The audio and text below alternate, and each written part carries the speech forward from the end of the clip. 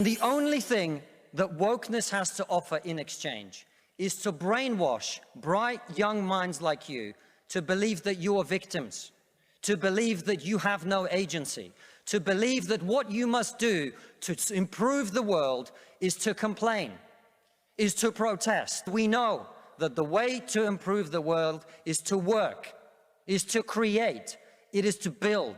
That speech there on anti-wokeness, bringing down the house of the Oxford Union, went viral as well. That man's name is Konstantin Kisin, and he extended those thoughts last night with Tucker.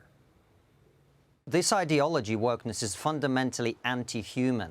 And the narrative goes something like this. You know, we are evil, particularly Westerners, especially, you know, straight white men like you. But actually, all of us are evil, and we must be punished. I think, actually, we've got to believe that young people are persuadable. We've got to make rational arguments to them. And that is, I think, the way to deal with many of these problems. We've got to challenge young people to step up and be better. Bring in Michael Shellenberger, president of Environmental Progress and the author of a book called Apocalypse Never. Michael, nice to see you. Good morning. So he's arguing you have to fight back with your own logic and your own reasoning because when you're young, you think you've got it all figured out. What do you think of his argument?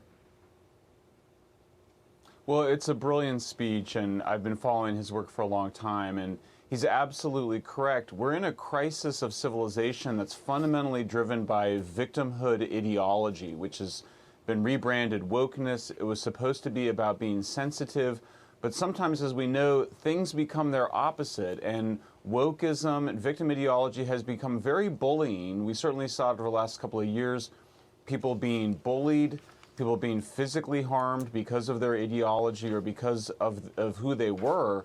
And so to see him speaking up like that and getting the positive reception, I think it shows that we've reached peak wokeness and hopefully are looking at the beginning of the end. Well, I mean, that whole scene in Oxford, it looks classic, right down to the bow tie. Meanwhile, Al Gore was in Europe. He's at Davos, and he had a lot to say about the woes of the world, Michael. Listen to this clip from yesterday.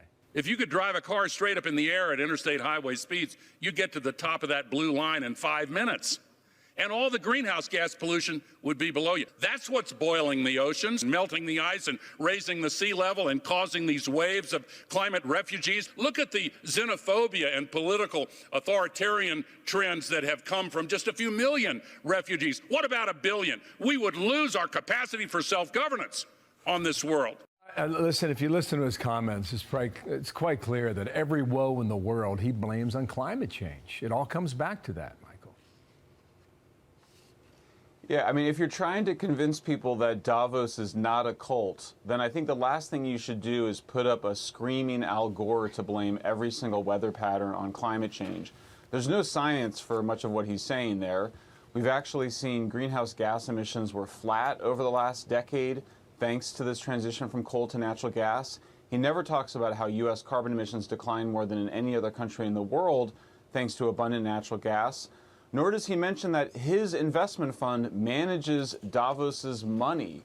It's a Swiss organization. They're able to engage in a level of secrecy that my co-author, Isabel Kaminska, and I revealed earlier this week in a piece where we pointed out that Davos is a grift wrapped in a cult, wrapped in an enigma, but they surround themselves with this idea that they're very mysterious, very spiritual, but they're a bunch of dogmatic, apocalyptic, Malthusian, pro-scarcity, frankly, very anti-human people engaged in quite authoritarian exercise to try to control the global energy economy, how we produce food.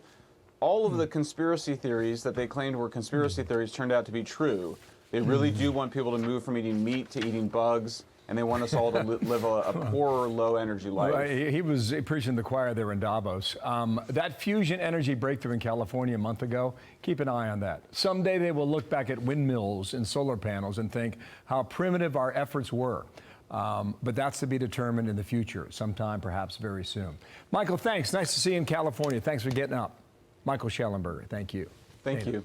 I'm Steve Ducey. I'm Brian Kilmeade. And I'm Ainsley Earhart. And click here to subscribe to the Fox News YouTube page to catch our hottest interviews and most compelling analysis.